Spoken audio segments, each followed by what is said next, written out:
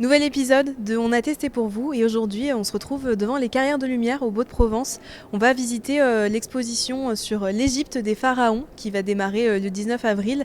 Alors moi on m'a dit que c'était quand même un endroit exceptionnel, donc je vais découvrir ça avec vous et on va voir ensemble.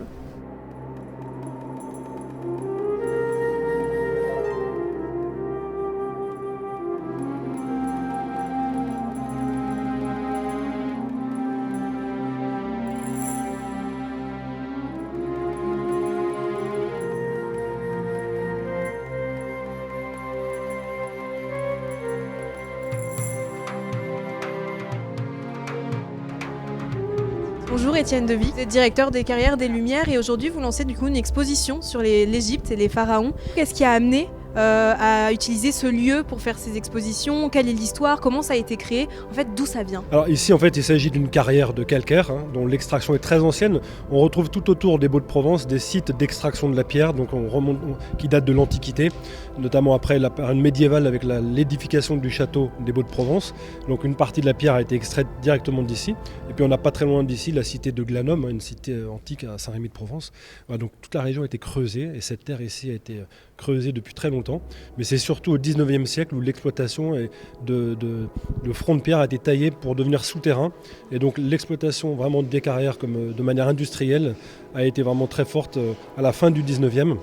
Et puis jusqu'à la moitié du 20e, c'est-à-dire début du 20e, on va dire dans l'entre-deux-guerres, le béton est arrivé à maturité, a vraiment concurrencé la taille de pierre et donc le site est tombé en désuétude et à l'abandon complet. Et puis c'est dans les années 70-80 que quelqu'un a eu l'idée de faire par-ci par-là quelques projections. Voilà. Et donc le site a eu une seconde vie, avec notamment Jean Cocteau qui est venu tourner aussi en 59 un film ici, Le Testament d'Orphée, vraiment dans ces lieux parce que ces lieux étaient assez émouvants, avaient une âme, un état d'esprit, voilà, avec le Val d'Enfer à côté, donc beaucoup d'évocations antiques.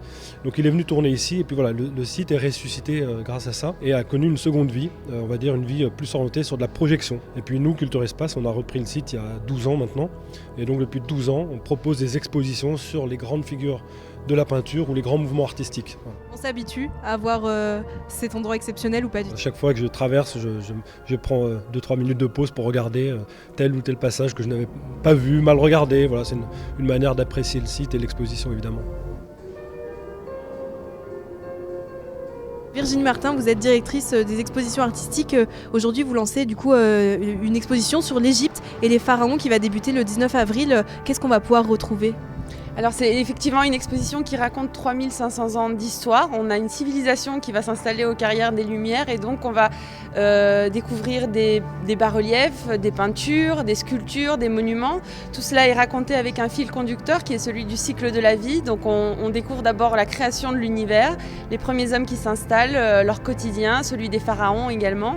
Et puis on va approcher évidemment tout ce qui est sacré avec une progression dans les temples. Pour arriver justement à l'avènement de la mort et les tombeaux spectaculaires et venir s'abandonner dans l'au-delà en bouquet final de l'exposition. Vous avez travaillé avec un égyptologue, vous nous avez dit, pour faire cette exposition?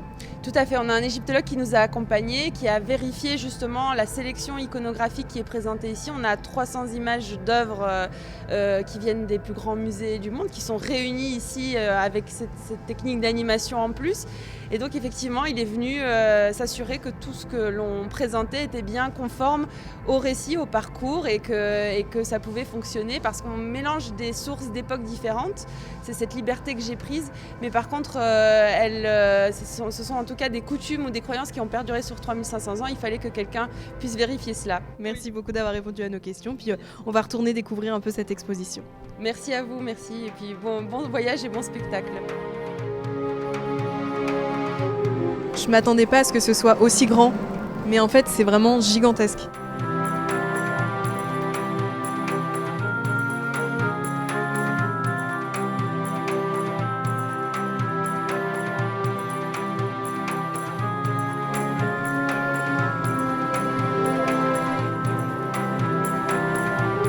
Je pense qu'il faut au moins 3 ou 4 mois pour arriver jusqu'au bout, tellement c'est gigantesque.